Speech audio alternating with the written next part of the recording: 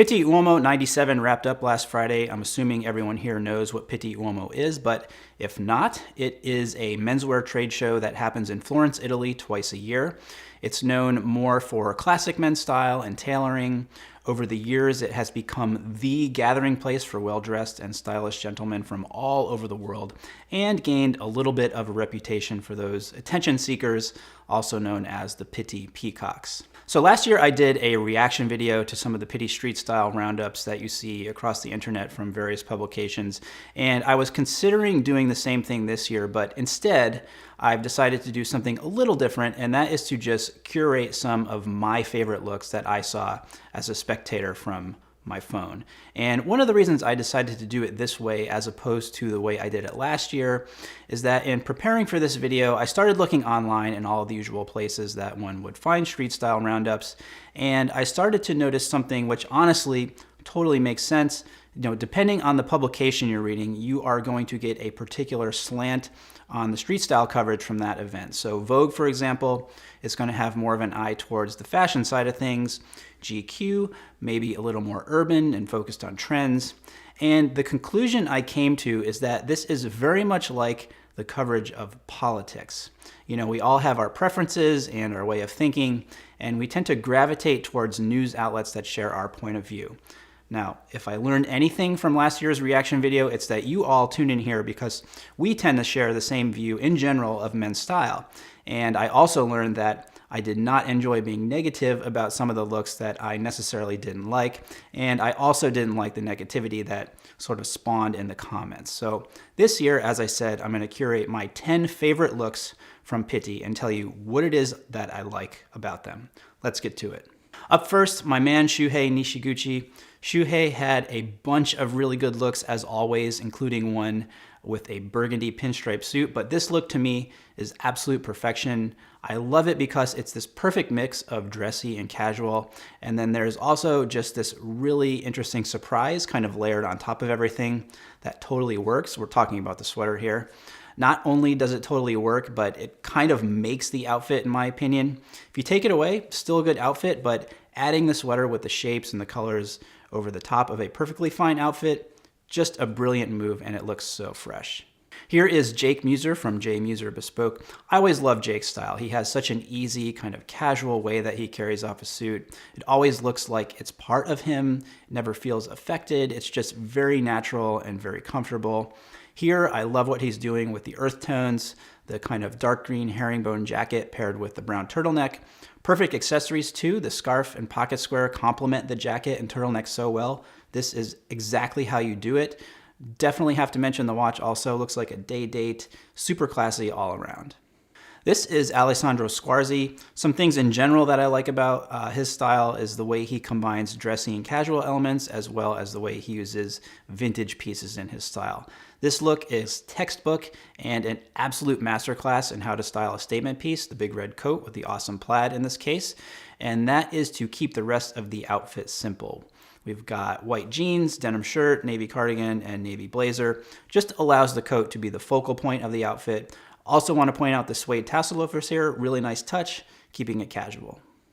Here we've got my buddy Matt Hranek, editor of William Brown Project magazine and former guest on HSS Live.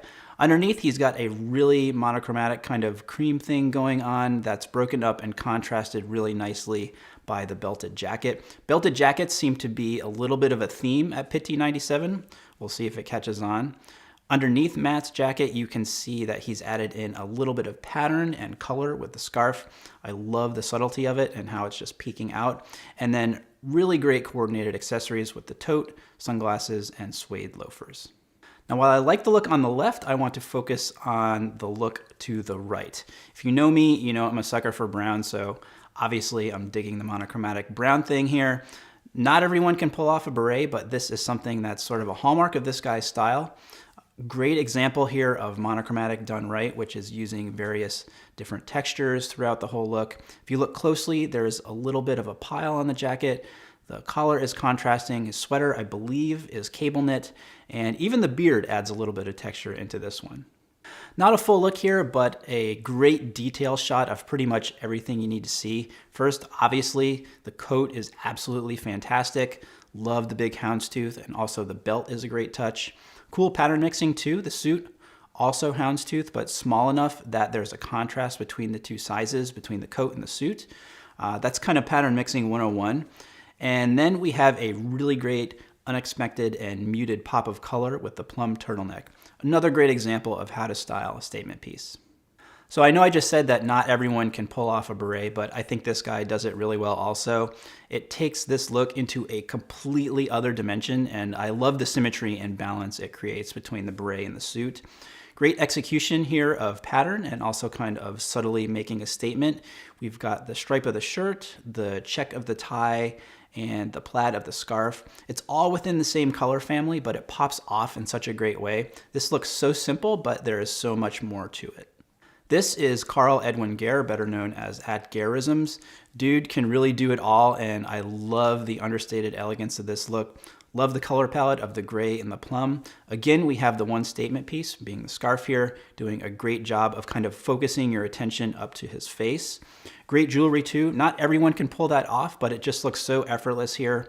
And people who ask whether you need to match metals or not, you have your answer. Japanese guys do traditional American style just so well. You know, seeing certain guys do it, it almost like kind of unlocks a whole new realm of possibilities and things you never thought of that just seems so perfect. Like here, the yellow shirt with the button-down collar that's not buttoned. Want to point out the trousers here also, which are wider legged. If there were a few trends that I saw, wider leg trousers were one of them. These aren't so wide to be eye-catching, but they're definitely leaning towards that way. And then perfect coordination there with the suede jacket and the leather tote bag. Finally, a little bit of a wild card, but I really dug this look. Everything about this is just super cool to me, with the exception possibly of the fur on the shoes. It's a perfectly executed, badass, cool, casual look. You can never go wrong with a sheepskin bomber. The military theme continued in the pants and the black watch cap. And then a really interesting contrast in the pattern of the shirt, which I'm assuming is tied off at the bottom, unless that's a separate belt or scarf tied there. Hard to tell, but really cohesive look and very cool. So those are the 10 looks that caught my eye at the most recent Pitti Uomo. Let me know which ones that you guys liked. If you have favorites that you saw, leave links to them down below in the comments so everyone can go check them out. Give a thumbs up if you like this video. Don't forget to subscribe and hit that bell so you get notified each time we publish a new video. That's all for now. Until next time, thanks for watching and stay tailored.